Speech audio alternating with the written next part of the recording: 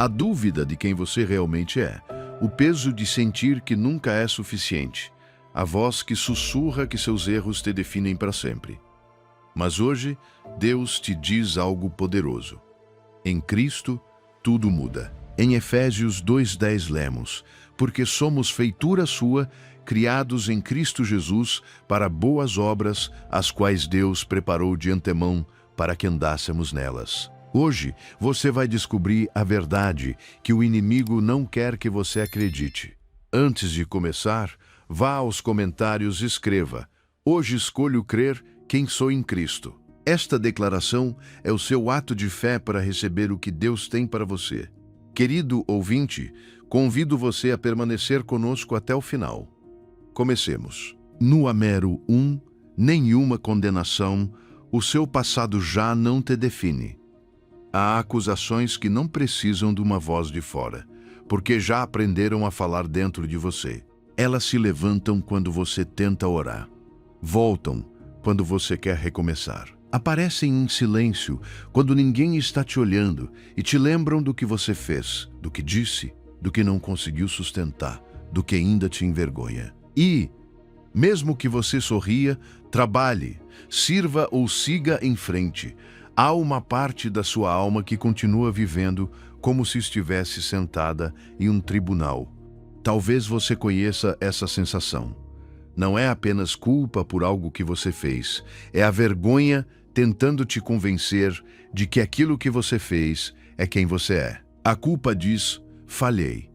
A vergonha diz: sou um fracasso. A culpa pode te levar de volta a Deus. A vergonha quer te esconder dele. E por isso o inimigo insiste tanto nessa ferida, porque se conseguir que você confunda o seu erro com a sua identidade, você viverá longe do Pai, mesmo com a porta já aberta. Mas Romanos 8:1 diz: agora, pois, nenhuma condenação há para os que estão em Cristo Jesus. Leia devagar dentro de si. Nenhuma condenação, não pouca condenação, não condenação reduzida, não condenação suspensa até o seu próximo erro. Nenhuma.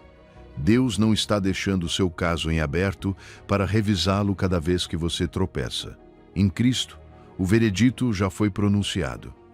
O agora, pois, é importante, porque marca uma mudança definitiva. Depois da luta de Romanos 7, onde a alma reconhece que quer fazer o bem e ainda assim batalha com a sua fraqueza, Romanos 8 não começa com rejeição, começa com liberdade. Deus não olha para a sua luta e diz: fora da minha presença. Deus mostra Cristo e declara: a sentença já foi paga. Antes de Cristo, a condenação era o veredito que o pecado escrevia sobre você. Havia uma dívida, uma culpa real, uma separação que você não podia resolver com boas intenções. Mas Jesus tomou a sentença completa. Ele não pagou uma parte para que você terminasse o resto com sofrimento, castigo interno ou anos de autocondenação. Ele carregou tudo. A cruz não foi um símbolo bonito. Foi o lugar onde a sua condenação caiu sobre Cristo para que você pudesse sair livre. Imagine um réu diante de um tribunal. Ele ouviu sua acusação. Sabe que a culpa é real. Não tem como se defender. A sentença é definitiva. Então, justamente quando tudo parece perdido, o filho do juiz se levanta, caminha até ele e toma o seu lugar. Não nega a gravidade da culpa. Não finge que nada aconteceu. Simplesmente se coloca onde o culpado deveria estar. Recebe a sentença completa. E quando tudo termina, o juiz olha para o réu e diz: livre. Não porque o réu se tornou inocente por si mesmo, mas porque outro pagou por ele. Assim é a sua identidade em Cristo. O caso está encerrado para sempre. E quando a Bíblia diz em Cristo, fala de união. Jesus expressou isso com a imagem da videira e dos ramos em João 15. Um ramo não tem vida separada da videira. Recebe sua vida daquilo a que está unido. Você não está tentando sustentar a sua identidade com as suas próprias forças. Se você está em Cristo, a sua vida está unida a Ele. A justiça dele cobre a sua vergonha. O sangue dele responde à sua acusação. A ressurreição dele anuncia que o seu passado já não tem a última palavra. Romanos 8:2 confirma: porque a lei do Espírito de vida em Cristo Jesus me livrou da lei do pecado e da morte. Havia uma lei que te arrastava sempre para o mesmo: pecado, culpa, medo, distância, vergonha, promessas quebradas. Mas agora há outra lei operando em você: a lei do Espírito de vida. Você não é apenas alguém perdoado em registros celestiais. É alguém liberto para se aproximar de Deus sem terror. Quantas vezes você castigou a sua alma por algo que Cristo já carregou? Quantas vezes você pensou que se sentir mal por anos era uma forma de pagar a Deus? Ouça isso com atenção. A tristeza que te leva ao arrependimento pode ser remédio, mas a autocondenação que te mantém longe de Deus não vem do Pai. Deus não te cura te humilhando sem fim. Deus te levanta mostrando Cristo. 2 de Coríntios 5:17 diz: assim que, se alguém está em Cristo, nova criatura é. As coisas velhas já passaram, eis que tudo se fez novo. Isso significa que Deus não define a sua essência pelo seu pior capítulo. Ele não te chama pelo nome da sua queda. Ele declara uma nova identidade a partir da cruz. Esta noite, antes de dormir, escreva uma acusação que te persegue. Não a esconda. Olhe para ela de frente. Depois, declare Romanos 8:1 3 vezes. Agora, pois nenhuma condenação há para os que estão em Cristo Jesus. Diga até que a sua alma se lembre de que não vive sob acusação constante, mas sob graça. Hoje Deus te diz: meu filho, o caso está encerrado. O seu passado não tem poder porque Cristo já pagou tudo. Mas, se não há condenação, como Deus te chama agora, no Número 2, espírito de adoção, você já não é órfão. E se o caso está encerrado, se já não há condenação para você em Cristo, então vem uma verdade que toca uma ferida ainda mais profunda. Deus não apenas te absolveu, Deus te recebeu em casa. Porque uma coisa é sair livre de um tribunal e outra muito diferente é descobrir que o juiz que te declarou livre agora te chama de filho, abre a porta para você, te senta à mesa e te entrega um nome que ninguém pode tirar de você. Talvez por isso esta parte doa tanto.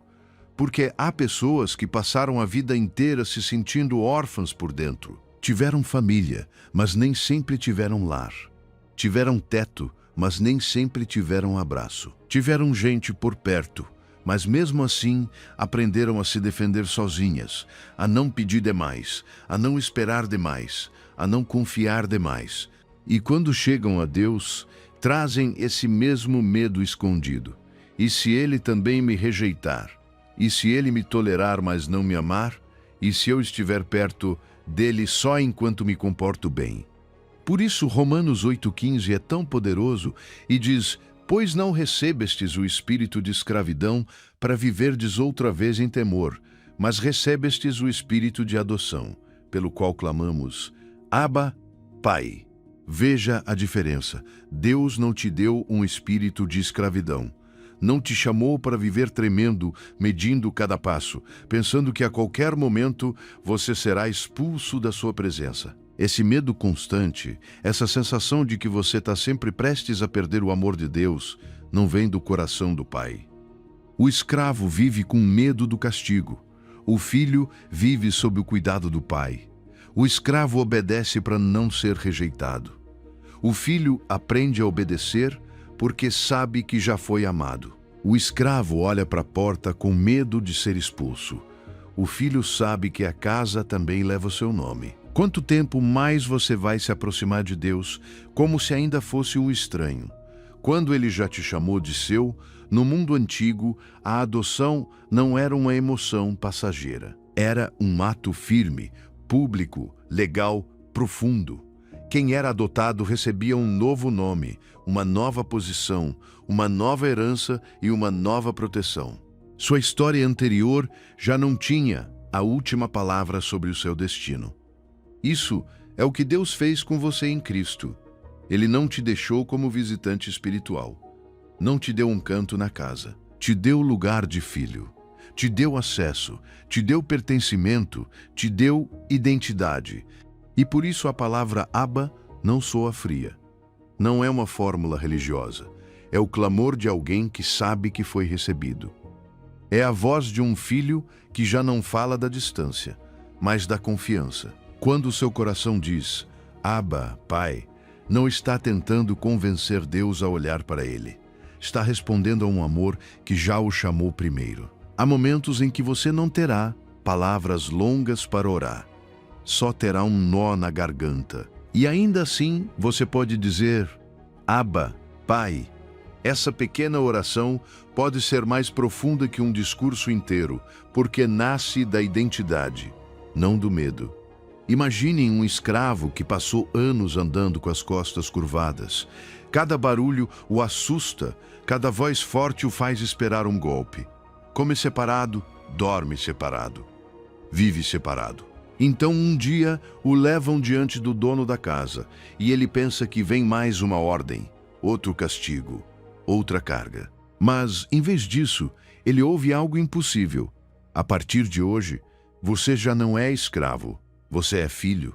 Tiram as correntes, trocam suas roupas, o sentam à mesa e lhe entregam uma herança. No início, talvez ele não saiba como agir. Talvez continue baixando o olhar. Talvez ainda peça permissão para existir. Mas a verdade já foi declarada. Sua posição mudou para sempre. Assim acontece com você. Muitas vezes, Deus já te chamou de filho, mas você ainda anda como escravo. Deus já te sentou à mesa, mas você continua agindo como se não merecesse nem as migalhas. Deus já te deu acesso, mas você ora como se estivesse atrás de uma porta fechada. O inimigo conhece essa ferida e a usa para te manter pequeno.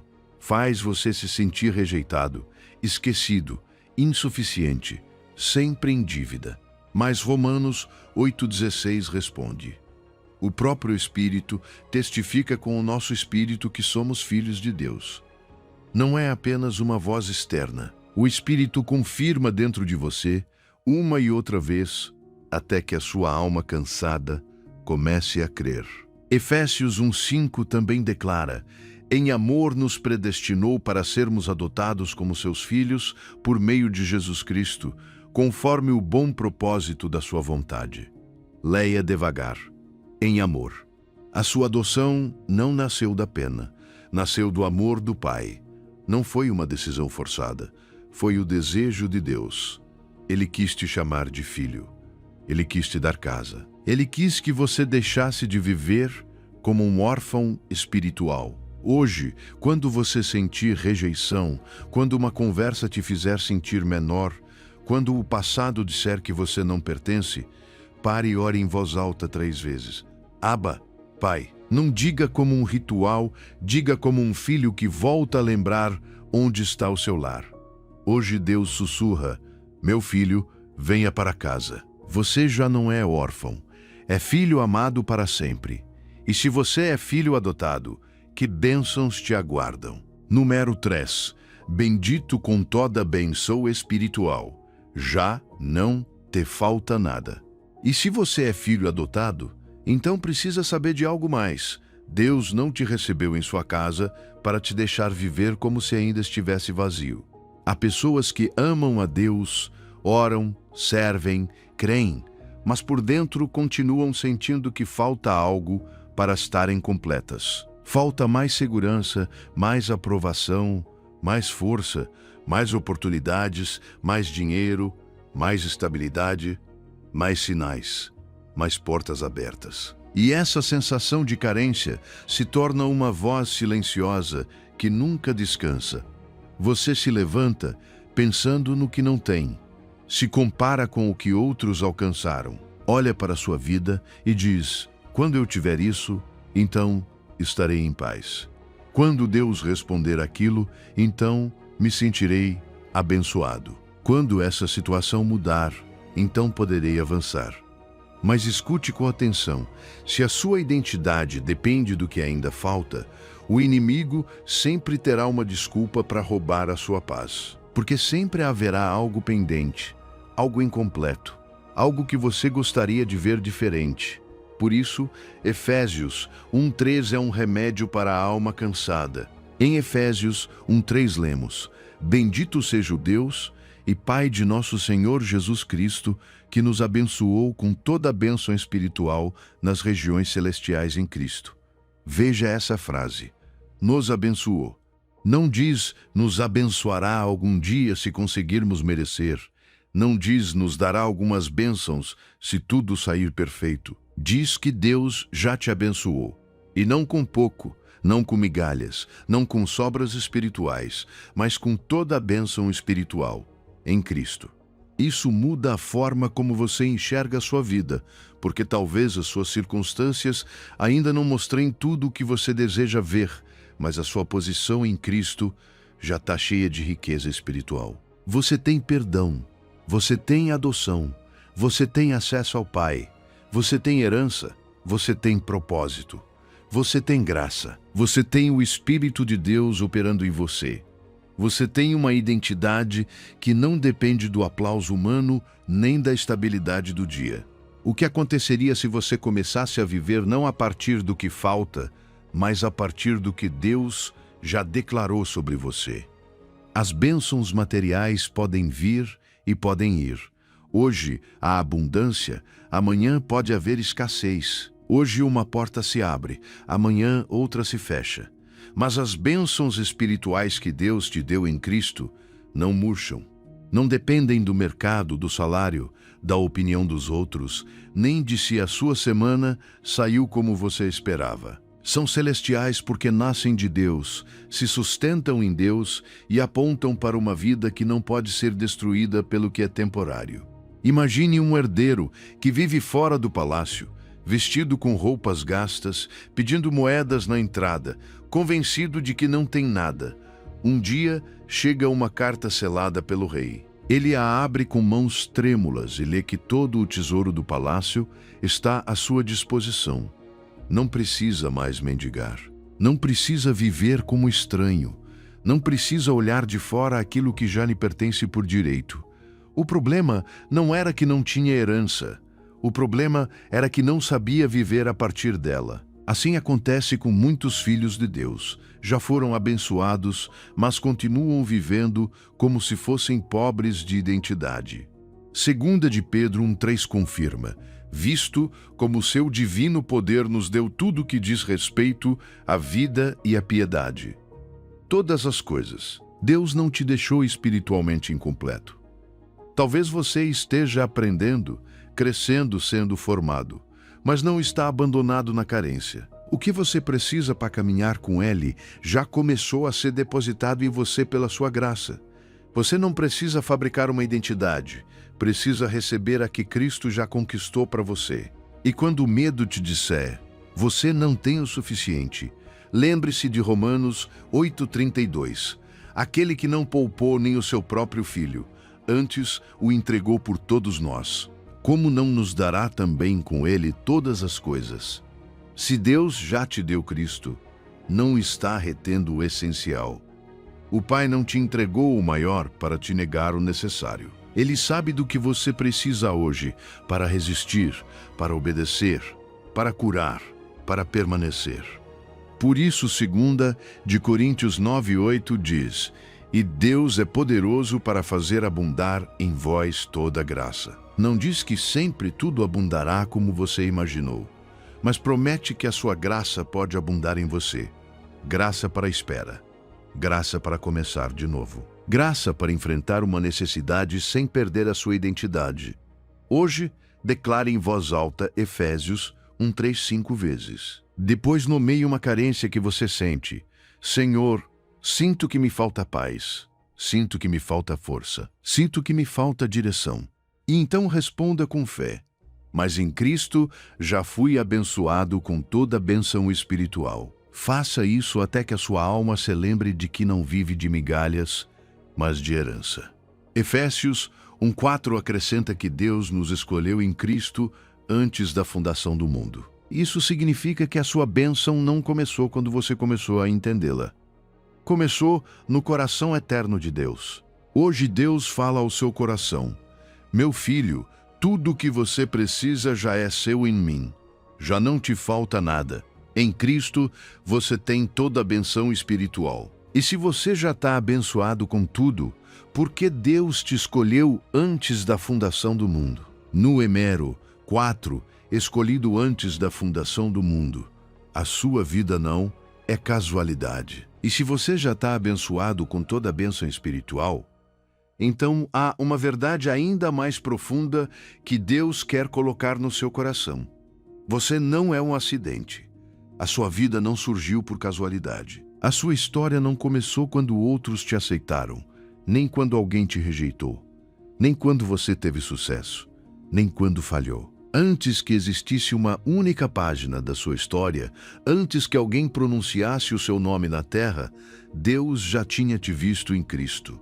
Talvez isso toque uma ferida muito antiga, porque há pessoas que cresceram sentindo que eram um peso, que chegaram a este mundo em meio a conflitos, abandono, pobreza, rejeição ou silêncio. Pessoas que ouviram frases que marcaram a alma.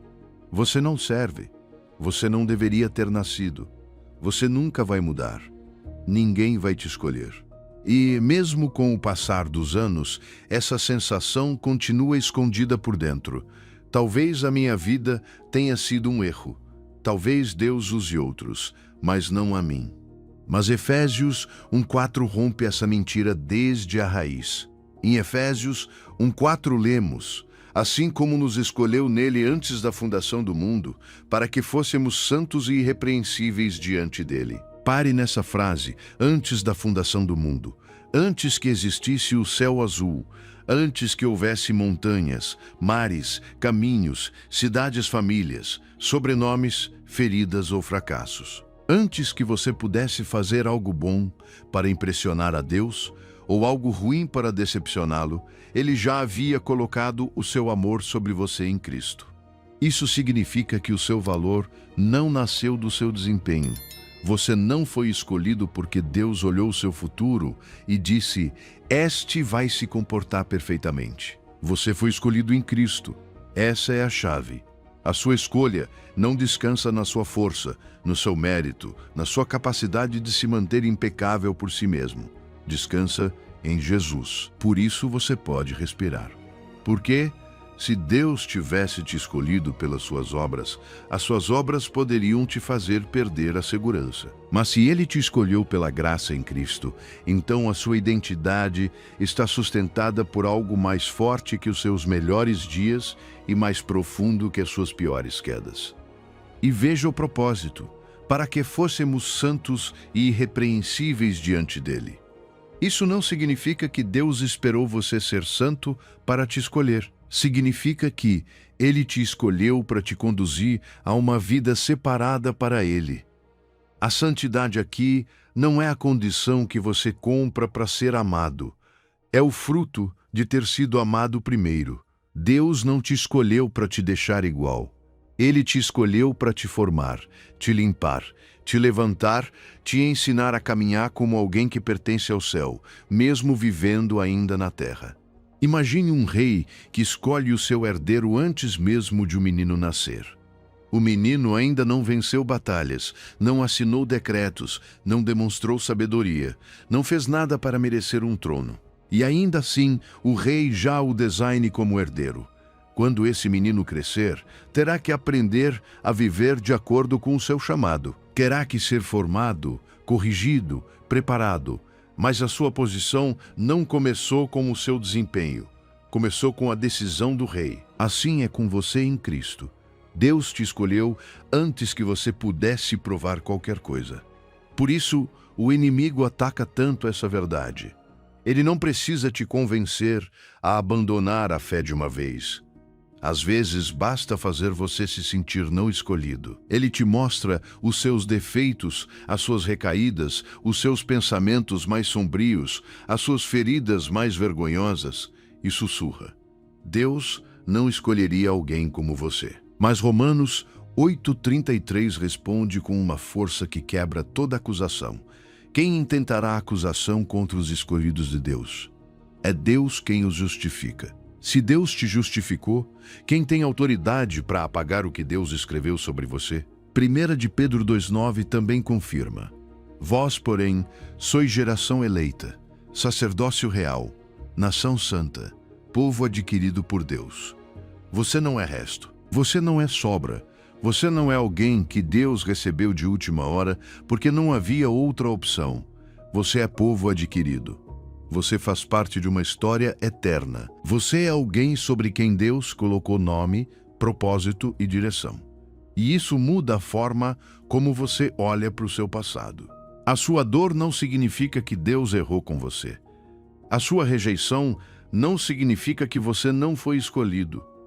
Os seus anos de confusão não anulam o chamado eterno de Deus. Efésios 2:8-9 diz: Porque pela graça sois salvos mediante a fé, e isto não vem de vós. É dom de Deus, não de obras, para que ninguém se glorie. Tudo começou na graça, tudo se sustenta pela graça, tudo terminará na fidelidade de Deus. Hoje, quando você voltar a sentir que não foi escolhido, declare em voz alta Efésios 1:4-5 vezes. Diga até que a sua alma deixe de responder à rejeição e comece a responder ao Pai. Hoje Deus sussurra: Meu filho, eu te escolhi antes que o mundo existisse. A sua vida não é casualidade. Você foi escolhido antes da fundação do mundo. E se você foi escolhido antes da criação, para que Deus te predestinou? Número 5. Predestinados para ser adotados. Deus te queria desde sempre. E se você foi escolhido antes da fundação do mundo, então a próxima pergunta é inevitável. Para que Deus te escolheu? Porque Deus não te viu desde a eternidade como alguém distante. Não te apontou de longe como quem escolhe uma peça para uma tarefa fria. Efésios revela algo mais íntimo, mais profundo, mais terno. Deus te escolheu para te fazer filho, não apenas para te usar, não apenas para te perdoar, não apenas para te resgatar do juízo. Deus te queria em sua casa, à sua mesa, no seu coração. Há uma ferida que muitas pessoas carregam em silêncio, a sensação de não terem sido desejadas. Talvez ninguém tenha dito isso diretamente, mas você sentiu. Sentiu na ausência, no tratamento frio, na comparação constante, nas palavras que pareciam dizer: você incomoda, você não é suficiente, você precisa conquistar o amor. E quando essa ferida entra na alma, você começa a viver como se sempre tivesse que convencer todos de que tem valor, até mesmo a Deus. Mas Efésios 1:5 quebra essa mentira com uma declaração poderosa.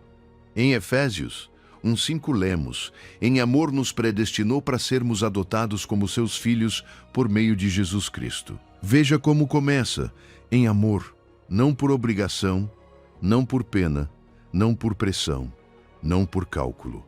Em amor. A predestinação, antes de ser uma palavra que a mente tenta explicar, é uma verdade que o coração precisa receber. Deus te quis como filho desde sempre. Isso não significa que a sua vida seja uma marionete sem responsabilidade, nem que as suas decisões não importem. Significa que antes dos seus passos já existia o propósito de Deus. Antes das suas dúvidas já estava o seu amor. Antes das suas quedas, já estava o seu plano de redenção. Predestinação não é fatalismo. É o Pai dizendo: eu preparei um caminho para te trazer para casa. Você responde, você caminha, você obedece e você decide voltar. Mas, quando você volta, descobre que a porta não acabou de se abrir. A porta já estava preparada em Cristo desde a eternidade. E note algo mais: para sermos adotados como seus filhos por meio de Jesus Cristo. Você não foi predestinado para viver como estranho na casa de Deus. Você foi predestinado para a adoção. Isso conecta com o que já vimos. Romanos 8:15 diz que você não recebeu o espírito de escravidão para viver novamente em temor, mas espírito de adoção. Efésios 1:5 mostra que essa adoção não foi improvisada. Deus não te adotou porque surgiu uma oportunidade de última hora. Deus não reagiu à sua necessidade. Deus já havia decidido te amar em Cristo. Imagine um pai que prepara o quarto do filho antes dele nascer. Pinta as paredes com cuidado. Coloca uma cama pequena. Dobra as roupas. Escolhe um nome. Olha para o quarto vazio, mas não o sente vazio. O sente cheio de promessa. O filho ainda não chegou, ainda não chorou, ainda não abraçou, ainda não fez nada para merecer esse amor. Mas o quarto já está pronto, porque o pai já o espera. Assim é a sua identidade em Cristo. Antes que você soubesse buscar a Deus, Deus já havia preparado um lugar para você no seu amor. Por isso o inimigo ataca tanto essa área. Ele quer que você duvide de que é desejado. Faz você olhar para os seus erros e diz: Deus não pode querer alguém como você. Faz você olhar para suas feridas e diz: se você fosse amado, não teria passado por isso. Faz você olhar para suas lutas e diz: você ainda não é bom o suficiente para pertencer. Mas Efésios 1:5 responde: você foi predestinado em amor para ser filho, por meio de Jesus Cristo. A sua pertença não começou com a sua perfeição. Começou com o amor eterno do Pai. Romanos 8:29 confirma quando diz: porque os que antes conheceu, também os predestinou para serem conformes à imagem de seu Filho. Deus não apenas te quis perto, Deus quer te formar à imagem de Cristo. A adoção te dá lugar e a formação te dá direção. Você é filho e por isso Deus trabalha em você. Ele te corrige, te levanta, te purifica, te ensina, não para ver se um dia vai te aceitar, mas porque já te recebeu como seu. Efésios 1:11 também diz que em Cristo fomos feitos herança, tendo sido predestinados segundo o propósito daquele que faz todas as coisas conforme o conselho da sua vontade. Isso significa que a sua história não está solta. A sua vida não está flutuando sem sentido. Há um Pai operando até mesmo onde você só vê fragmentos. Hoje, quando você duvidar do amor de Deus, ore Efésios 1:5 em voz alta 3 vezes. Diga: Pai, em amor me predestinaste para ser adotado como teu filho por meio de Jesus Cristo. Repita até que a sua alma deixe de viver como abandonada e comece a respirar como filho, como filha, como alguém esperado desde sempre. Hoje Deus te diz: meu filho, eu te predestinei porque te amo. Deus te queria como filho desde sempre. E se você foi predestinado para a adoção, como Deus te redimiu. No Hebreus 6, redenção pelo seu sangue. E perdeu, a sua dívida já foi paga. E se Deus te predestinou para a adoção, então havia uma dívida que precisava ser paga para que você pudesse entrar livre na casa do Pai. Porque Deus não te chamou de filho ignorando as suas correntes. Não olhou para o seu pecado como se não existisse. Não passou por cima da sua história fingindo que não havia feridas, culpas, decisões erradas, quedas repetidas e cargas escondidas. Ele fez algo muito mais profundo. Pagou o preço completo para te redimir. Talvez você saiba o que é viver com uma dívida na alma. Não uma dívida de dinheiro, mas uma dívida de culpa. Essa sensação de que você ainda deve algo pelo que fez, que precisa sofrer mais para compensar, que tem que provar a Deus por anos que agora realmente mudou, que não pode se aproximar demais porque no fundo ainda sente que há uma conta pendente entre você e Ele. E cada vez que você tenta avançar, o inimigo abre o arquivo antigo e te lembra. Você se lembra disso? Você se lembra daquela fase. Você se lembra do que ninguém sabe. Mas Efésios 1:7 responde com uma verdade que precisa entrar no mais profundo da sua consciência. Em Efésios 1:7 lemos: em quem temos a redenção pelo seu sangue, o perdão dos pecados, segundo as riquezas da sua graça. Veja a primeira frase, em quem temos. Não diz talvez teremos, não diz se sofrermos o suficiente, um dia alcançaremos, não diz quando formos melhores, então receberemos. Diz que em Cristo temos redenção. É uma realidade presente para quem está nele. Redenção significa que alguém pagou o preço da sua liberdade. No mundo antigo, uma pessoa escravizada não podia simplesmente decidir ser livre. Havia um preço escrito sobre a sua vida. Alguém precisava pagá-lo. E foi isso que Cristo fez por você. Ele não te deu um conselho para que você quebrasse as suas correntes sozinho. Não lançou uma corda de longe. Não disse, quando você conseguir se limpar, venha. Ele veio até a sua escravidão, olhou para a sua dívida completa e pagou com o seu sangue. Por isso o versículo une duas palavras: redenção e perdão. A redenção fala de liberdade, o perdão fala de dívida cancelada. Deus não apenas abriu a porta da prisão, também apagou o documento que dizia que você ainda devia. Não apenas te tirou da escravidão, também removeu do seu nome a acusação que te mantinha preso. Quanto tempo mais você vai viver como se ainda tivesse que pagar o que Jesus já pagou com a própria vida? Imagine um escravo cujo preço de liberdade está escrito em uma placa diante de todos. A cada dia ele trabalha, a cada dia se esgota, a cada dia tenta reduzir uma dívida que nunca parece diminuir. Suas mãos estão cansadas, suas costas marcadas. Seu coração já não espera nada. Então chega o Filho do Senhor para diante daquela placa, olha o preço completo e paga tudo, não negocia desconto. Não cobre uma parte, não deixa parcelas em aberto. Paga tudo. Depois se aproxima do escravo e diz, você já não pertence a essa dívida. Você é livre. Assim é a sua identidade em Cristo. A sua liberdade não descansa na sua capacidade de pagar. Descansa no sangue que já foi derramado.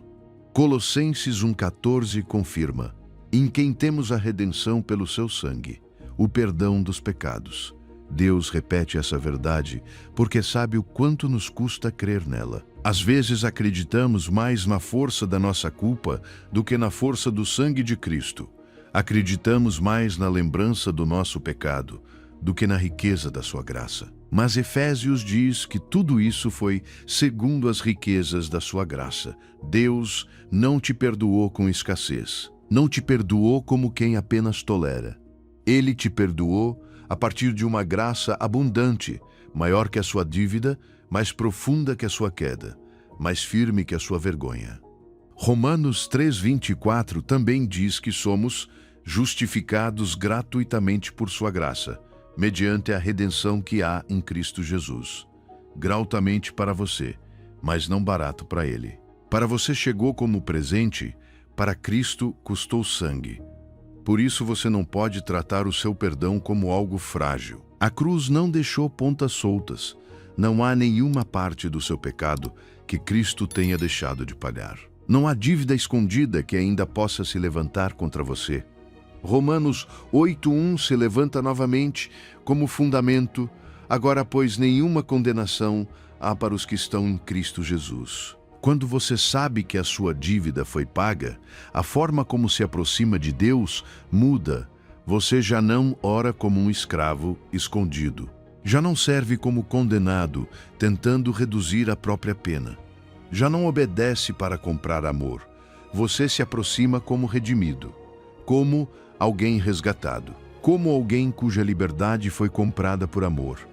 E o Espírito Santo confirma essa verdade no seu coração, lembrando você de que já não pertence ao pecado, mas a Cristo. Hoje, cada vez que uma lembrança de pecado vier à sua mente, declare Efésios 1,7 em voz alta. Em Cristo tenho redenção pelo seu sangue, o perdão dos pecados segundo as riquezas da sua graça. Não discuta com a culpa a partir das suas emoções. Responda com a palavra. Diga quando o inimigo quiser abrir um processo que Deus já encerrou. Diga até que a sua alma se lembre de que não vive sob dívida, mas sob graça. Deus sussurra, meu filho, a sua dívida está paga para sempre. A sua dívida já foi paga. Você está redimido pelo seu sangue. E se você foi redimido, como Deus te selou com o seu Espírito? Número 7. Selados com o Espírito Santo. Voqué é propriedade de Deus para sempre. E se você foi redimido pelo seu sangue, então Deus não te deixou livre para viver inseguro, perguntando todos os dias se ainda pertence a Ele. Ele fez algo mais. Colocou o seu selo sobre você, porque o Pai sabe que uma das feridas mais profundas do coração humano é o medo de ser abandonado, medo de que o amor acabe, medo de que a graça tenha prazo de validade, medo de que uma queda, uma dúvida, uma fase difícil ou uma batalha interna te arranque das mãos de Deus. Talvez você já tenha sentido isso. Há dias em que você ora com confiança, mas em outros se pergunta se Deus ainda está com você. Há momentos em que você crê, mas depois vem uma luta, um pensamento sombrio, uma recaída, uma frieza espiritual. E o inimigo aproveita para sussurrar: você já não é de Deus. Você já perdeu. Já não há segurança para você. E então você volta a viver como se a sua salvação fosse uma corda frágil pendurada nas suas emoções. Mas Efésios 1:13 declara uma verdade firme. Em Efésios 1:13 lemos: nele também vocês, depois que ouviram a palavra da verdade, o evangelho da salvação, tendo nele crido, foram selados com o Espírito Santo da promessa. Veja a ordem com calma. Você ouviu a palavra da verdade. Você creu em Cristo e Deus te selou com o Espírito Santo. Não te deixou marcado pelo medo. Não te deixou identificado pelo seu passado. Não te deixou exposto como algo que qualquer um pode reivindicar. Ele te selou como seu. Um selo fala de propriedade, autenticidade e proteção. No mundo antigo, quando um documento levava o selo de uma autoridade, esse selo dizia: isto pertence a quem o assinou, isto é verdadeiro, isto não deve ser alterado. Agora imagine um documento oficial com o selo do rei. Ninguém podia tratá-lo como um papel comum. Ninguém podia falsificá-lo sem enfrentar a autoridade que o respaldava. Assim é a sua vida em Cristo. O Espírito Santo é o selo de Deus sobre você. E aquilo que Deus selou, o inimigo não tem autoridade para romper. Por isso você não pode se definir pelos seus dias de fraqueza. Não pode se olhar apenas pelas suas emoções instáveis. Há dias em que você se sente forte e dias em que se sente vazio. Dias em que ora com lágrimas e dias em que mal consegue dizer: Senhor, ajuda-me. Mas o selo de Deus não depende da intensidade dos seus sentimentos. Depende da fidelidade daquele que te marcou como seu. Quanto tempo mais você vai permitir que uma emoção passageira questione uma promessa eterna? 2 de Coríntios 1:22 confirma: o qual também nos selou e nos deu o penhor do Espírito em nossos corações. Essa palavra mostra que o Espírito não apenas te acompanha, também é garantia do que está por vir. Deus colocou em você um sinal presente de uma herança futura. Como se o Pai dissesse: o que comecei em você não ficará incompleto. O meu Espírito em você é a garantia de que você pertence à minha casa. E Romanos 8:16 acrescenta: o próprio Espírito testifica com o nosso espírito que somos filhos de Deus. Há algo que o Espírito confirma dentro de você. Nem sempre como uma emoção intensa, nem sempre como uma experiência extraordinária. Às vezes, ele confirma com uma paz suave depois da oração. Às vezes, com uma convicção que te faz voltar. Às vezes, com uma santa inquietação quando você se afasta. Às vezes, com uma força inesperada para se levantar novamente. O Espírito não apenas te selou, também te lembra quem você é. Isso não significa viver de forma descuidada. Efésios 4:30 diz: e não entristeçais o Espírito Santo de Deus, com o qual fostes selados para o dia da redenção. O mesmo Espírito que te dá segurança também te chama a viver com reverência, não porque você possa romper o amor de Deus com facilidade, mas porque você pertence a alguém santo. Ser selado não é licença para se afastar, é um chamado para caminhar como propriedade amada de Deus. Imagine uma carta enviada por um rei a um território distante. Durante a viagem, a carta passa por poeira, chuva, mãos estranhas e caminhos perigosos. Mas, enquanto o selo permanece, todos sabem que aquela carta tem dono, destino e autoridade. Assim é você. Você passou por batalhas, fases confusas, feridas, tentações e noites de dúvida. Mas o selo de Deus continua declarando sobre a sua vida: pertence a mim. Hoje, quando vier uma dúvida sobre a sua salvação, declare em voz alta Efésios 1:13. Diga: em Cristo, tendo crido, fui selado com o Espírito Santo da promessa. Repita quando o medo quiser te convencer de que você foi abandonado. E se esta verdade está tocando o seu coração, dê like para que mais pessoas ouçam que não estão sozinhas nem esquecidas. Hoje Deus te diz: meu filho, o meu selo está sobre você. Você está selado com o Espírito Santo. É propriedade de Deus para sempre. E se você está selado, para que Deus te criou como sua feitura? Número 8. Feitura sua criados, para boas obras.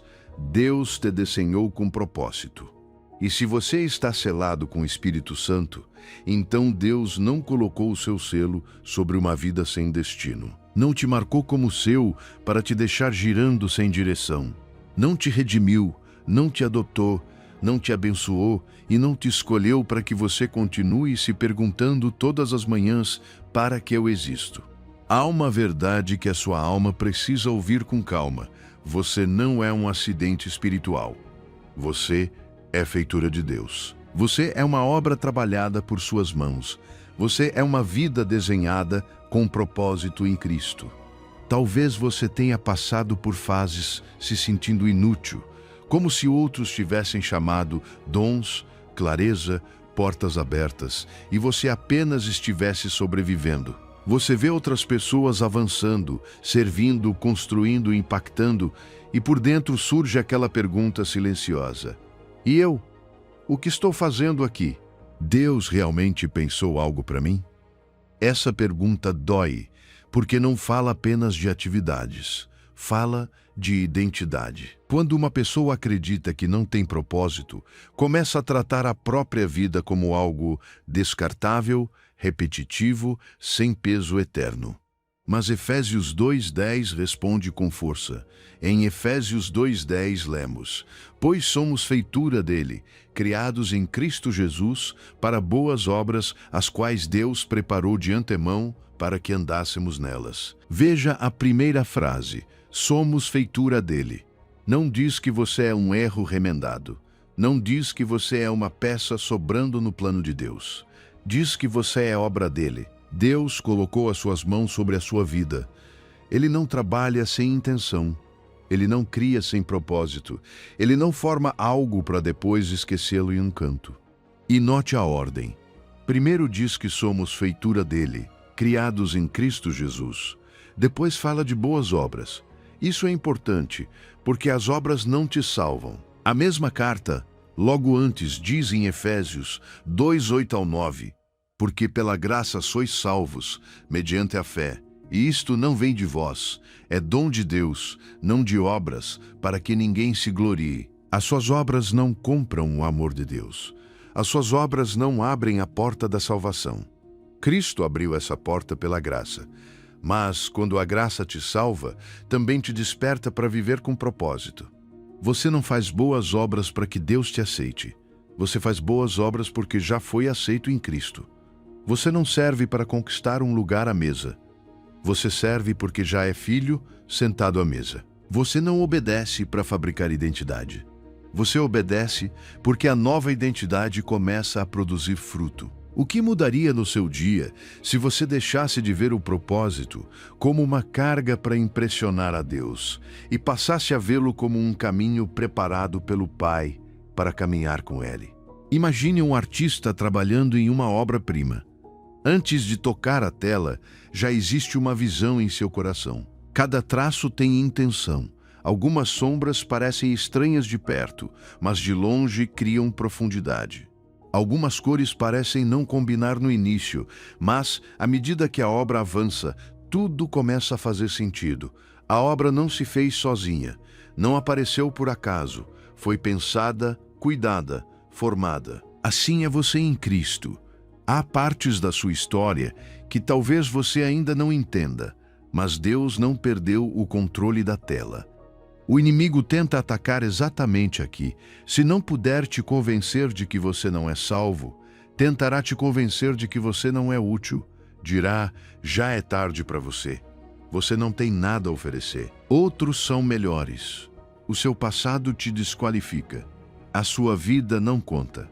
Mas Efésios 2:10 diz que Deus preparou boas obras de antemão para que você andasse nelas. Isso significa que há obediências pequenas com peso eterno. Amar alguém hoje, perdoar, servir sem ser visto, falar com graça, orar por alguém, levantar o cansado, fazer o que é certo quando ninguém aplaude. Tudo isso também pode fazer parte do propósito preparado por Deus. Romanos 8:28 confirma: sabemos que todas as coisas cooperam para o bem daqueles que amam a Deus. Até o que parecia desperdício, Deus pode integrar na sua obra. Até feridas que te fizeram chorar podem se tornar compaixão para acompanhar outros. Até fases em que você se sentiu perdido podem te ensinar a guiar com ternura alguém que hoje está na escuridão. Filipenses 2:13 acrescenta: porque Deus é quem efetua em vós tanto o querer como o realizar, segundo a sua boa vontade. Você não caminha sozinho em direção a essas obras preparadas. O próprio Deus produz em você o desejo e a força. O Espírito te guia, te move, te impulsiona com suavidade, te mostra onde amar, onde servir, onde silenciar, onde falar, onde obedecer. Hoje, faça uma oração simples. Pai, qual é a boa obra que preparaste para mim hoje? Não procure algo grandioso. Procure uma obediência concreta, uma mensagem, uma ligação, uma palavra de encorajamento, um ato secreto de amor. E quando Deus te mostrar, faça. Deus te sussurra: meu filho, eu te criei para minha glória. Você é feitura de Deus. Foi criado com propósito em Cristo. E se você foi criado com propósito, como você vive agora no Espírito? Número 9. Vida no Espírito, não na carne. A sua natureza já mudou. E se você foi criado com propósito em Cristo, então esse propósito não se vive com a natureza antiga, mas com a vida nova que Deus colocou dentro de você.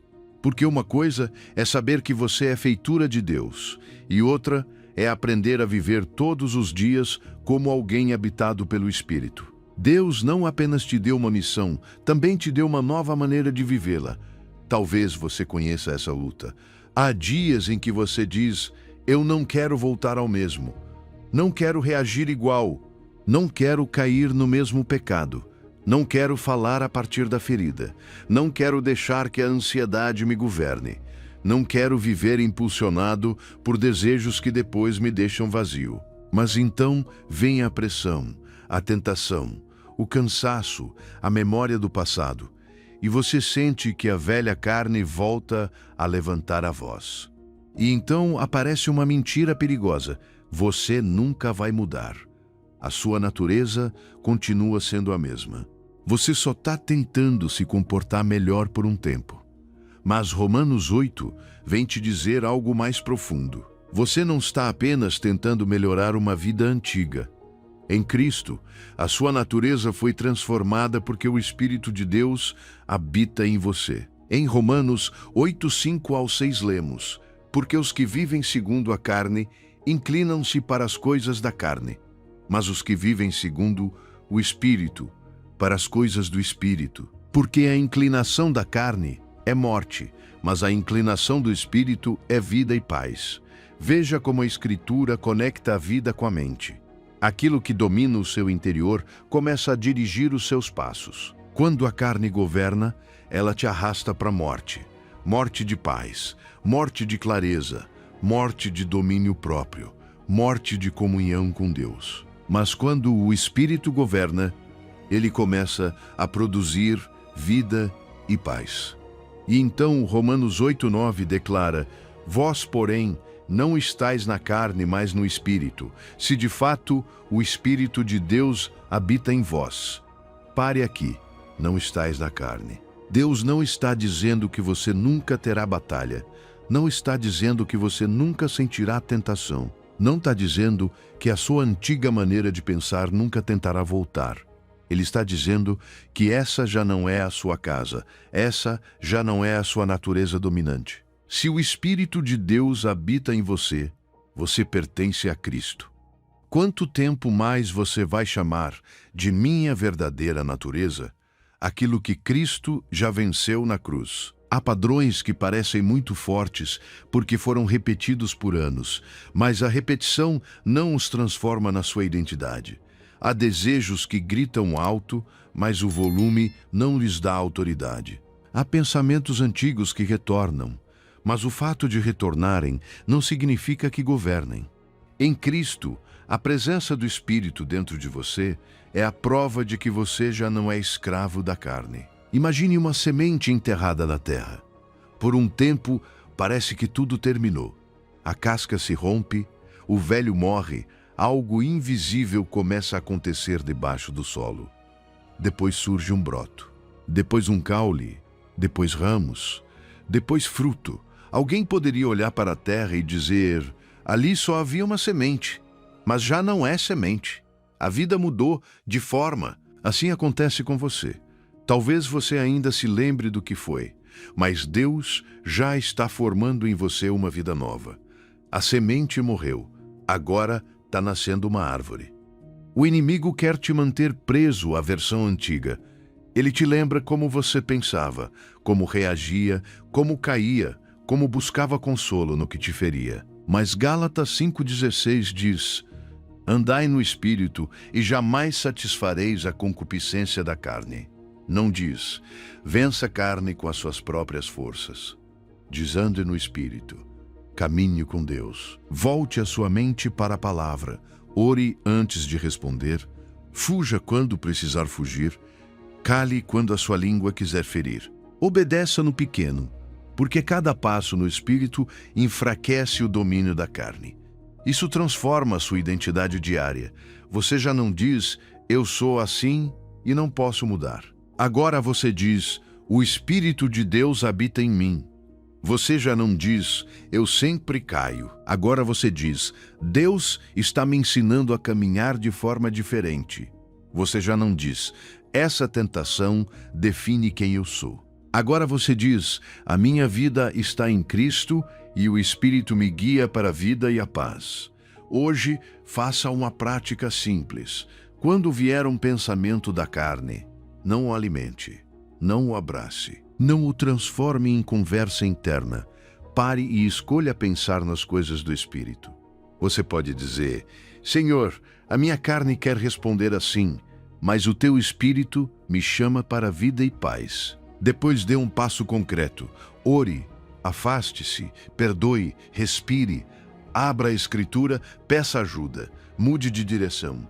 Hoje Deus te diz: meu filho, o meu Espírito habita em você. Você não está na carne, você vive no Espírito de Deus.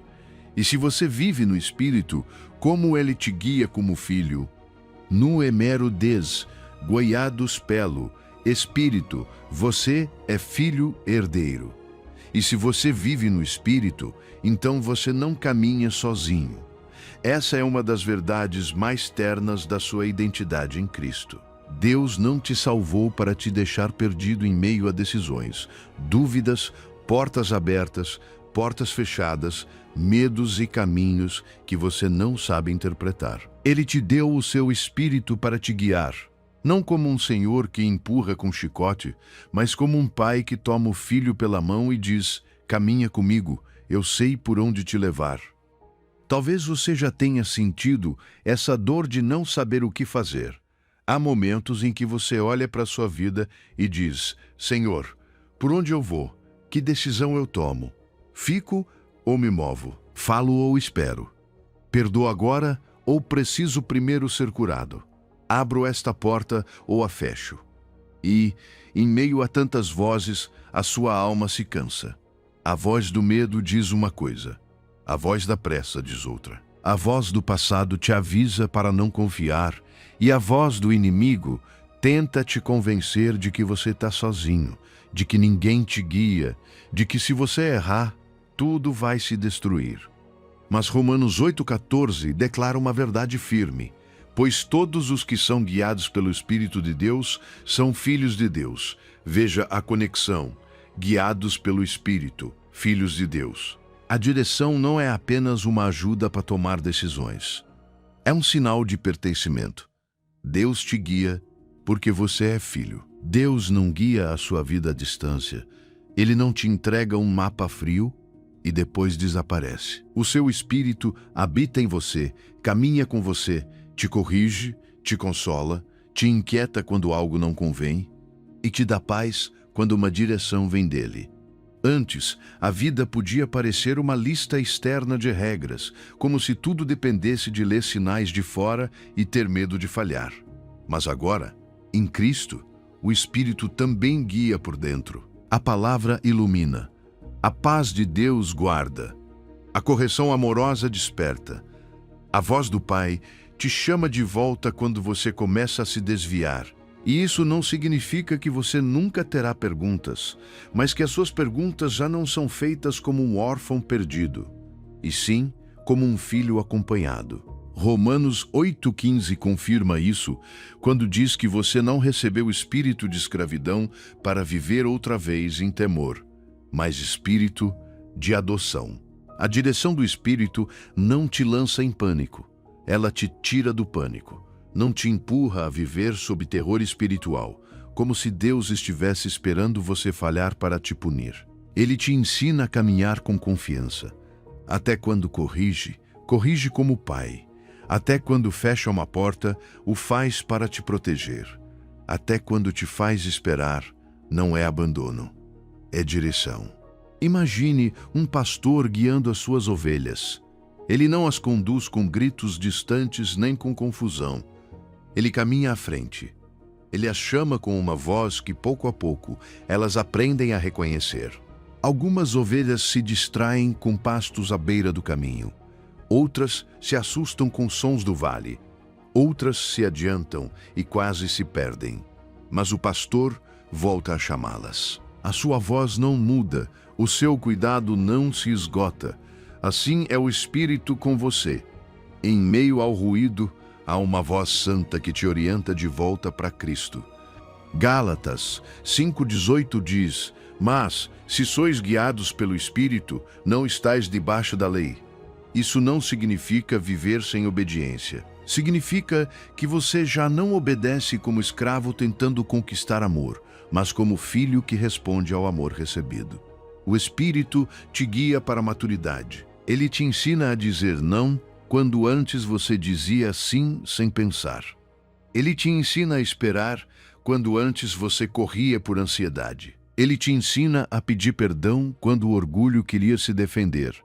Ele te ensina a escolher vida quando a carne te oferecia caminhos de morte. E Romanos 8,16 acrescenta: o próprio Espírito testifica com o nosso espírito que somos filhos de Deus. Há decisões em que você precisa de direção, mas também há dias em que o que você mais precisa é lembrar quem você é. O Espírito não apenas te diz qual caminho seguir, ele te lembra a partir de qual identidade você caminha. Você não é um estranho tentando adivinhar a vontade de um Deus distante. Você é filho, você é herdeiro, você é guiado. Hoje faça uma oração simples antes de decidir, responder, comprar, aceitar, rejeitar ou falar: Espírito Santo, guia-me em cada decisão. Depois, preste atenção à paz que não nasce do medo, à convicção que não nasce do orgulho, à direção que te aproxima mais de Cristo. Obedeça à primeira paz que Deus colocar no seu coração, sempre alinhada com a sua palavra. Hoje Deus te sussurra: meu filho, eu te guio. Você é guiado pelo Espírito. Isso prova que você é filho de Deus. E se você é guiado pelo Espírito, como Deus faz com que tudo coopere para o seu bem? No Hebreus 11, todas as coisas cooperam para o bem. A sua dor tem propósito. E se você é guiado pelo Espírito, então até aquilo que você não entende pode estar sendo conduzido por Deus para um propósito maior. Porque a direção do Pai não aparece apenas quando tudo dá certo, quando as portas se abrem, quando as respostas chegam rápido, ou quando o caminho parece claro. Às vezes, a direção de Deus também está presente no vale, na espera, na ferida, que você não pediu e na estação que você jamais teria escolhido. Talvez esta seja uma das verdades mais difíceis de acreditar quando você está sofrendo. Porque quando tudo dói, a alma não quer explicações longas. Quer alívio, quer respostas, quer saber por que isso aconteceu, por que Deus permitiu aquilo, por que aquela pessoa foi embora, por que aquela porta se fechou, por que você orou tanto e mesmo assim não viu o resultado que esperava. E quando você não encontra a resposta, o inimigo aproveita o silêncio para semear uma mentira. Isso não faz sentido. Deus se esqueceu. A sua dor foi em vão. Mas Romanos 8:28 se levanta como uma lâmpada no meio dessa noite. Em Romanos 8:28 lemos: sabemos que todas as coisas cooperam para o bem daqueles que amam a Deus, daqueles que são chamados segundo o seu propósito. A Bíblia não diz que todas as coisas são boas. Ela não chama de bom o abuso, a traição, o luto, a enfermidade, o fracasso, o abandono, nem a injustiça. Deus não te pede para fingir que não doeu. O que ela diz é algo mais profundo, que Deus pode tomar até aquilo que não foi bom e fazer cooperar para um bem que você ainda não vê por completo. Todas as coisas inclui os dias de luz e também os de escuridão. Inclui o que você celebrou e o que você chorou. Inclui o que você entendeu e o que ainda pergunta em segredo. Inclui a porta aberta e a porta fechada.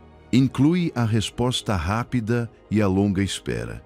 E essa promessa não depende de você conseguir organizar tudo. Ela se apoiar no fato de que Deus é soberano e não desperdiça nada na vida daqueles que o amam. Romanos 8:29 explica para onde esse bem aponta. Ser conformado à imagem do seu Filho. Isso significa que o bem de Deus nem sempre é conforto imediato. Às vezes, o bem é caráter.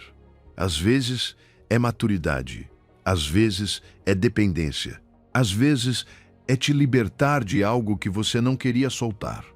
Às vezes, é te ensinar a orar com lágrimas, a confiar sem ver, a permanecer quando tudo em você queria desistir. E se o bem que Deus está formando em você não for apenas mudar as suas circunstâncias, mas te tornar mais parecido com Cristo no meio delas, imagine um tecelão trabalhando em uma tapeçaria. Você está olhando por baixo. Desse lado, você só vê nós, fios cruzados, cores que parecem não combinar, partes escuras que parecem erros.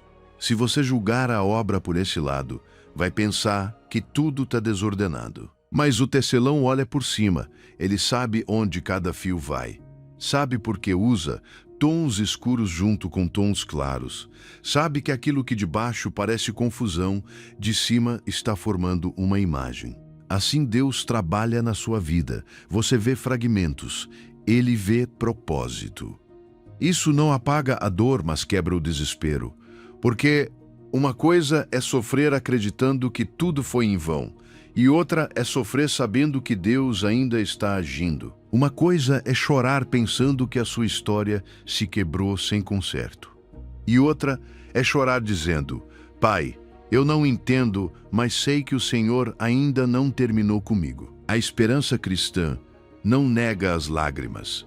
Ela as coloca nas mãos de Deus. Gênesis 50:20 confirma isso na história. Vós intentastes o mal contra mim, mas Deus o tornou em bem. José não disse que o mal foi bom. Ele disse que Deus o transformou. Aquilo que outros fizeram com a intenção de destruir, Deus tomou e conduziu para um propósito maior. Essa é a diferença. O inimigo pode tentar te ferir, pessoas podem falhar com você, a vida pode te atingir, mas Deus tem autoridade para redirecionar o que parecia fim para um bem que glorifica o seu nome. Hoje, escreva uma dificuldade atual em um papel. Não escreva uma frase bonita para esconder a dor. Dê nome a ela com honestidade. Depois declare Romanos 8:28 sobre isso. Senhor, eu creio que até isto pode cooperar por bem, porque eu te amo e fui chamado segundo o teu propósito. Faça isso não porque você já entende tudo, mas porque confia no Deus, que vê tudo. Hoje Deus te diz: meu filho, eu faço todas as coisas cooperarem para o seu bem. Todas as coisas cooperam para o bem, porque você ama a Deus.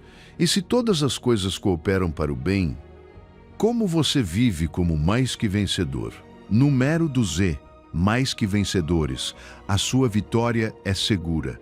E se Deus faz com que todas as coisas cooperem para o seu bem, então a sua história não está caminhando para uma derrota final. Essa é a verdade que Romanos 8 quer gravar no seu coração. Você não é uma vítima abandonada no meio da batalha. Você não é alguém que apenas sobrevive até que o inimigo decida soltar. Em Cristo, a sua vitória já tem fundamento, porque não descansa nas suas forças, mas naquele que te amou primeiro. Talvez hoje você não se sinta vencedor. Talvez você esteja cansado de lutar contra as mesmas coisas, cansado de se levantar com ânimo e se deitar com perguntas. Cansado de resistir a pensamentos, tentações, angústias, pressões familiares, problemas financeiros, feridas que voltam, lembranças que pesam, há batalhas que ninguém vê, porque você as trava em silêncio enquanto continua trabalhando, cuidando, respondendo mensagens, sorrindo, tentando não se quebrar por dentro. E nesses momentos, o inimigo nem sempre ataca com gritos. Às vezes apenas sussurra: olha para você, você está perdendo outra vez. Mas Romanos 8:37 responde com uma declaração mais forte que esse sussurro. Em Romanos 8:37 lemos: antes, em todas estas coisas somos mais que vencedores, por meio daquele que nos amou. Observe bem, não diz depois de todas estas coisas. Diz em todas estas coisas. No meio da tribulação, no meio da angústia, no meio da perseguição, no meio da batalha, que ainda não terminou. A vitória de Cristo não começa quando o conflito desaparece. Começa quando você descobre que Cristo está com você dentro do conflito. Romanos 8:35 já havia feito a pergunta: quem nos separará do amor de Cristo? Será tribulação, ou angústia, ou perseguição, ou fome, ou nudez, ou perigo, ou espada. A Escritura não nega que essas coisas existem. Ela não te oferece uma fé sem lágrimas, nem uma vida sem resistência. Ela nomeia tribulação, nomeia angústia, nomeia perigo, nomeia espada. Mas depois declara que nenhuma dessas coisas pode cancelar a vitória que você tem em Cristo. A sua batalha é real, mas a sua identidade também é real. A sua dor é real, mas o amor de Cristo é mais firme que a sua dor. Ser vencedor já seria grande, mas a palavra diz mais que vencedores. Um vencedor ganha uma batalha, mas alguém mais que vencedor atravessa a batalha com uma vitória que o inimigo não conseguiu roubar, ainda que tenha tentado quebrá-lo. Mais que vencedor é aquele que não apenas não foi destruído, mas saiu mais firmado em Deus. Mais que vencedor é aquele cujo sofrimento não virou corrente, mas testemunho. Mais que vencedor é aquele que descobre que até aquilo que veio contra ele acabou sendo usado por Deus para fortalecer a sua fé. Quanto tempo mais você vai medir a sua vitória apenas pela ausência de problemas? Às vezes você pensa que é vencedor quando tudo se acalma, quando não há oposição, quando ninguém te fere, quando a tentação não aparece, quando a vida se organiza. Mas Romanos 8:37 diz que você é mais que vencedor em todas estas coisas. Isso significa que a vitória não é apenas sair da tempestade, também é permanecer em Cristo enquanto a tempestade ruge. Imagine um soldado que entra no campo de batalha, sabendo que a guerra já foi decidida pelo seu rei. Ainda há barulho, ainda há cansaço. Ele ainda precisa se manter firme e levantar o seu escudo. Mas o seu coração luta de outra maneira, porque sabe que o inimigo já perdeu o direito de governar. Ele não luta para ver se um dia haverá vitória. Luta a partir de uma vitória já decretada. Assim, você caminha em Cristo. Ainda há batalhas, mas a guerra maior foi vencida na cruz. Por isso, a vitória não se baseia na sua força emocional. Você não é mais que vencedor porque nunca chora. Você não é mais que vencedor porque nunca treme. Você não é mais que vencedor porque sempre sabe o que fazer. Você é mais que vencedor por meio daquele que nos amou. Essa frase sustenta tudo. A sua vitória nasce do amor de Cristo. Ele te amou quando você estava fraco. Te amou quando você estava perdido. Te amou quando você não podia se salvar. Te amou até a cruz. E se o amor dele foi tão longe para te resgatar, também tem poder para te sustentar. 1 de João 5,4 diz: porque todo o que é nascido de Deus vence o mundo. E esta é a vitória que vence o mundo. A nossa fé, a sua fé, não é uma emoção bonita. É a mão que se apega a Cristo quando as circunstâncias tentam te arrastar. E, ainda que às vezes essa fé pareça pequena, se está firmada em Jesus, está conectada a uma vitória maior que o seu medo. Hoje, diante de uma dificuldade atual, declare Romanos 8,37 em voz alta. Nomeie a batalha e responda com a palavra: nesta situação, sou mais que vencedor por meio de Cristo que me amou. Diga isso quando o medo voltar. Diga quando o cansaço falar. Diga quando o inimigo tentar te fazer sentir derrotado. Você não está lutando para conquistar identidade. Está lutando a partir da identidade que Cristo já te deu. Deus te diz hoje: meu filho, você já é mais que vencedor. Você é mais que vencedor por meio de Cristo que te amou. E se você é mais que vencedor, o que pode te separar do amor de Deus? Número 3. Nada nos separará do amor de Deus. A sua identidade é inquebrantável. E se você é mais que vencedor por meio de Cristo, então a próxima pergunta toca ao centro de todos os seus medos. O que pode te separar do amor de Deus? Porque você pode acreditar que Deus te ama quando está forte, quando ora bonito, quando obedece rápido, quando tudo parece em ordem. Mas o que acontece quando você treme? O que acontece quando você falha? O que acontece quando chega uma estação escura e o seu coração começa a sentir que Deus está distante? Há momentos em que você não perde a fé de uma vez, mas começa a sentir distância. Você ora, mas parece que as suas palavras não sobem. Lê a Bíblia, mas sente a alma seca. Olha para o que está acontecendo ao seu redor e pensa: talvez algo me separou de Deus. Talvez esta prova signifique que o amor dele esfriou. Talvez o meu erro foi grande demais. Talvez eu já não esteja tão perto como antes. E o inimigo usa esse sentimento para transformá-lo em sentença. Você está separado. Deus se afastou. Você já não é amado da mesma forma. Mas Romanos 8:38 ao 39 levanta uma muralha de verdade ao redor da sua identidade. Em Romanos 8:38 ao 39, lemos: porque estou certo de que nem a morte, nem a vida, nem anjos, nem principados, nem potestades, nem o presente, nem o porvir, nem a altura, nem a profundidade, nem qualquer outra criatura poderá nos separar do amor de Deus, que está em Cristo Jesus nosso Senhor. Veja como começa. Estou certo. Não é uma esperança frágil. Não é um desejo religioso.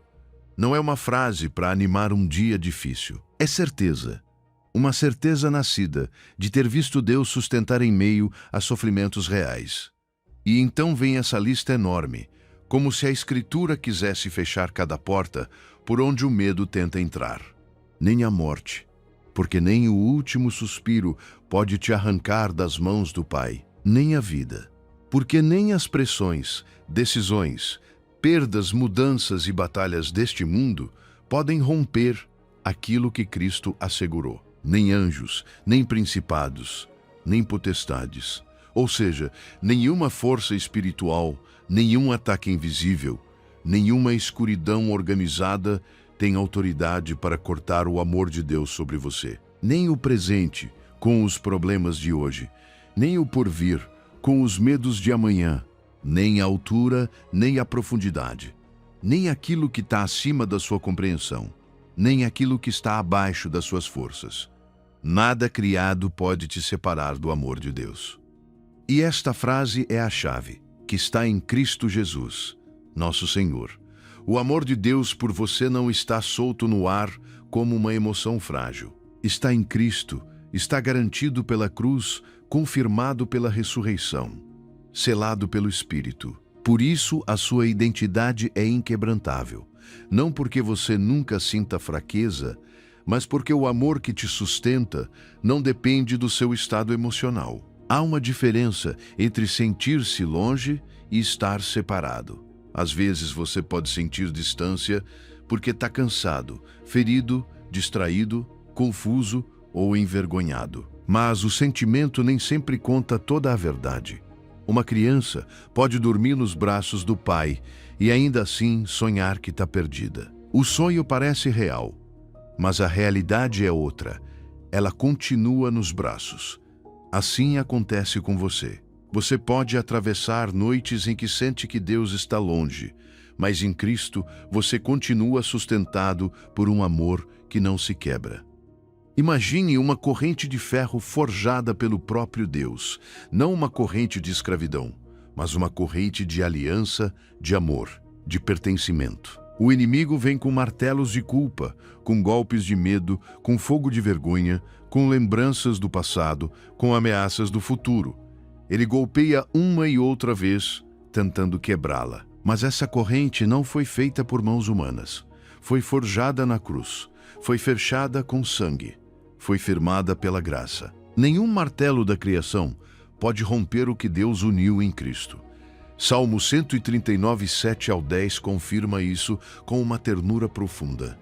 Para onde me ausentarei do teu espírito? Para onde fugirei da tua presença? Se suba aos céus, lá estás. Se faço a minha cama no Sheol, lá estás também. Se tomo as asas da alvorada e me detenho nos confins do mar, ainda ali a tua mão me guiará e a tua destra me susterá. Ainda ali, no extremo, no alto, no profundo, no lugar onde você pensou que ninguém poderia te alcançar, a mão de Deus ainda te encontra. Hoje, quando sentir que algo te afasta de Deus, declare Romanos 8, 38 ao 39, em voz alta. Não espere sentir tudo perfeito para dizer. Declare como quem finca uma estaca no solo da sua alma. Nada poderá me separar do amor de Deus que está em Cristo Jesus.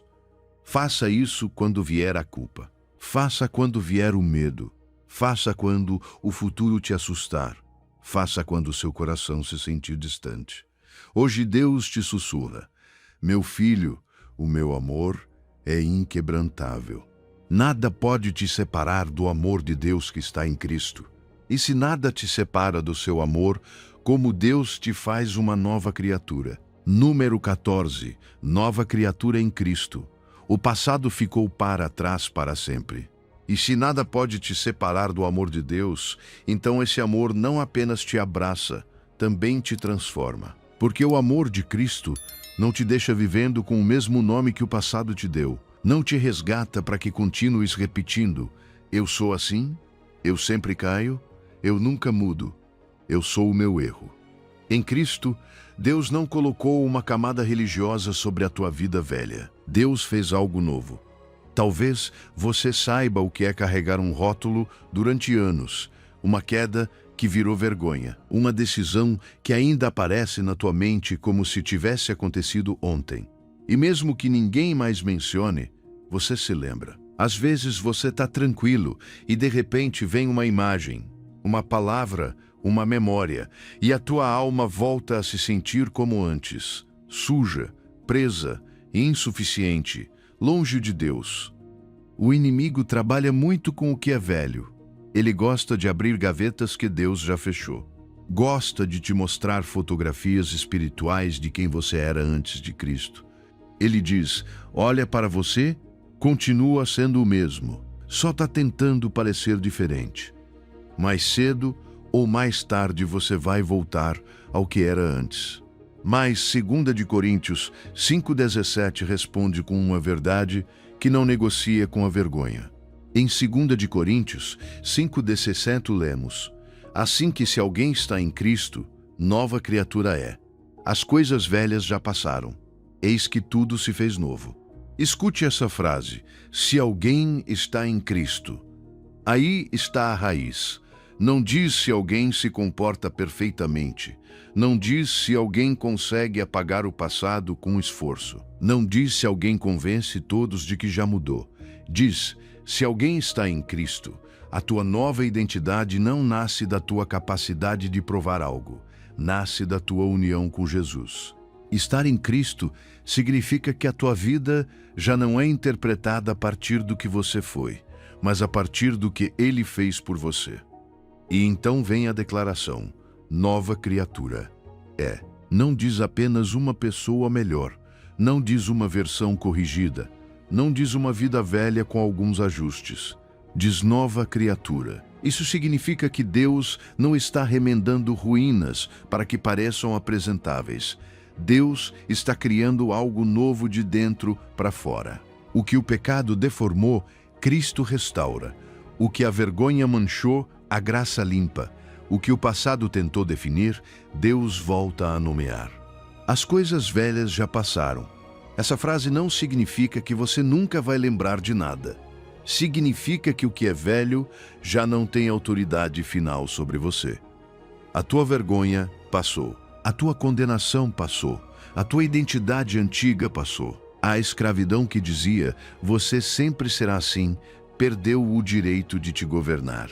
Romanos 8:1 já tinha afirmado: agora, pois, nenhuma condenação há para os que estão em Cristo Jesus. Se não há condenação, então você não precisa continuar vivendo como prisioneiro de uma versão que Cristo já sepultou. Quanto tempo mais você vai permitir que uma memória antiga tenha mais peso do que uma palavra eterna? Porque a lembrança pode gritar, mas a palavra permanece. O passado pode bater à porta, mas já não tem a chave. A acusação pode aparecer, mas já não tem tribunal onde te condenar. Em Cristo, o que é velho passou. Imagine uma lagarta entrando no casulo. De fora parece prisão, silêncio, escuridão, fim. Mas por dentro acontece uma transformação que ninguém vê. A forma antiga se desfaz. O que antes rastejava começa a ser preparado para voar. E quando a borboleta sai, não precisa discutir com a terra para provar que já não pertence à mesma vida. A sua nova natureza fala por si. Assim é a tua identidade em Cristo. Talvez você ainda se lembre dos dias em que rastejava sob culpa, medo ou pecado. Mas Deus está formando asas onde antes havia correntes. Efésios 4:24 diz: e vos revistais do novo homem, criado segundo Deus, em justiça e santidade da verdade. A nova criatura também aprende a se vestir do novo. Novas atitudes, novos desejos, nova maneira de responder, nova forma de falar consigo mesmo, nova maneira de se aproximar de Deus, não porque você está tentando ganhar uma identidade, mas porque está aprendendo a viver a partir da identidade que já recebeu. Hoje, quando uma lembrança antiga tentar te definir, declare 2 de Coríntios 5:17 em voz alta: estou em Cristo, sou nova criatura. As coisas velhas já passaram. Tudo se fez novo. Diga isso quando vier a vergonha. Diga isso quando vier a tentação de voltar ao mesmo. Diga isso quando o inimigo te mostrar o teu passado, como se fosse o teu nome.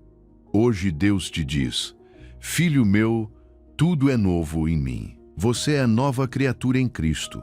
O que é velho passou. E se você é nova criatura, qual é o teu lugar na família de Deus? No Número 15, vivendo como família de Deus, em Cristo, o teu lugar eterno na casa do Pai. E se você é nova criatura em Cristo, então essa nova vida não foi criada para viver isolada, sem lar, sem mesa, sem povo e sem nome. Deus não te tirou do velho para te deixar caminhando sozinho por um deserto emocional. Ele te trouxe para uma casa, te deu uma família, te deu um lugar permanente na sua presença. Porque a identidade em Cristo não termina em saber quem você é de forma individual. Também te revela a quem você pertence.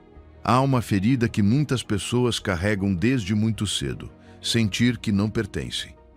Você pode estar rodeado de gente e ainda assim se sentir de fora. Pode entrar em uma igreja, ouvir cânticos, ver abraços, ver famílias, ver grupos conversando e por dentro pensar: eu não me encaixo aqui. Talvez essa sensação venha de uma infância em que não te fizeram sentir esperado. Talvez venha de rejeições, de traições, de comparações de anos sentindo que você precisava conquistar um lugar em cada mesa. E quando essa ferida chega à vida espiritual, você começa a olhar para Deus como se fosse visitante, não filho. Mas Efésios 2,19 responde diretamente a essa dor. Em Efésios 2,19, lemos: assim que já não sois estrangeiros nem forasteiros, mas concidadãos dos santos e membros da família de Deus. Veja a expressão, já não. Esse já não é uma porta que se fecha atrás de você. Já não é estrangeiro.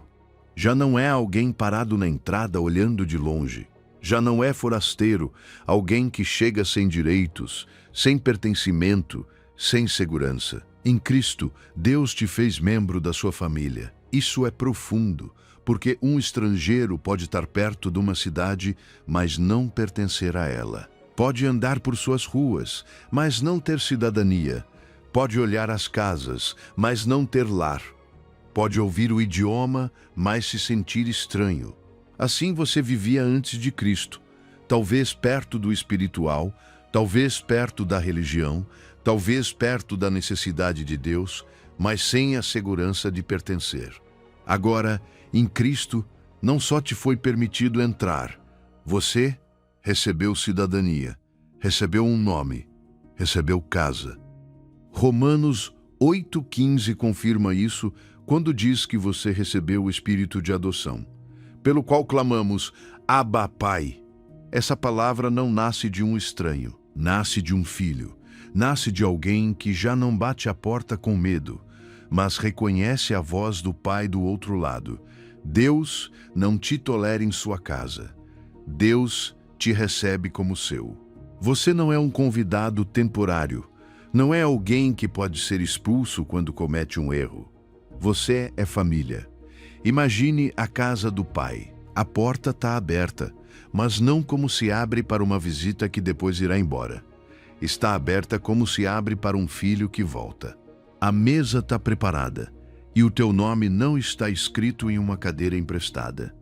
O teu nome já está ali. Ninguém precisa abrir espaço de última hora, porque Deus já havia preparado o teu lugar em Cristo. Você entra cansado, com poeira nos pés, com histórias que ainda doem, e o Pai não te pergunta por que demorou tanto antes de te abraçar. Ele te olha e diz, bem-vindo para casa. O inimigo quer que você continue se sentindo de fora. Ele te lembra das tuas diferenças, das tuas feridas, dos teus erros, das tuas temporadas secas. Ele diz, os outros pertencem, você não. Os outros têm lugar, você só está de passagem. Deus ama os outros de perto, mas você de longe. Mas Efésios 2,19 resume tudo o que você aprendeu neste caminho. Não há condenação, há adoção. Não há casualidade, há escolha. Não há casualidade, há redenção. Não há abandono, há selo. Não há inutilidade, há propósito. Não há derrota final, há vitória. Não há separação, há amor inquebrantável. Não há vida velha, há nova criação. E agora não há estrangeirismo, há família. 1 de Pedro 2,9 diz, Mas vós sois geração eleita, sacerdócio real, nação santa, povo adquirido por Deus. Povo adquirido. Isso significa que você não é uma peça solta. Você pertence a uma história maior que você. Você tem irmãos na fé, tem uma missão compartilhada, tem uma mesa onde aprender a amar, perdoar, servir, sustentar e ser sustentado.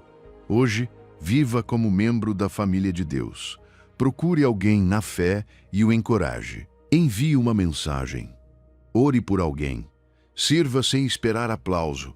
Abra espaço para outro que também se sente de fora. Porque viver como família não é apenas receber um lar, também é se tornar sinal de lar para outra pessoa. Deus te diz: filho meu, bem-vindo para casa para sempre. Você é membro da família de Deus. O teu lugar é eterno. Agora que você conhece a sua verdadeira identidade, vivamo-la. Lembre-se daquela dúvida com a qual começamos. A voz que dizia que você nunca seria suficiente. Hoje Deus te mostrou que em Cristo você é livre, adotado, abençoado, escolhido e mais que vencedor. Declarei comigo: eu sou filho amado de Deus, livre de toda condenação, e nada poderá me separar do seu amor. Senhor, obrigado porque revelaste a nossa verdadeira identidade. Ajuda-nos a vivê-la hoje. Amém. A bênção do Senhor seja contigo. O Senhor te abençoe e te guarde. O Senhor faça resplandecer o seu rosto sobre ti e tenha de ti misericórdia. O Senhor levante o seu rosto sobre ti e te dê paz. Números 6, 24 ou 26. Se esta mensagem falou ao seu coração, compartilhe com alguém que precisa lembrar disso. Inscreva-se para receber uma nova mensagem diária.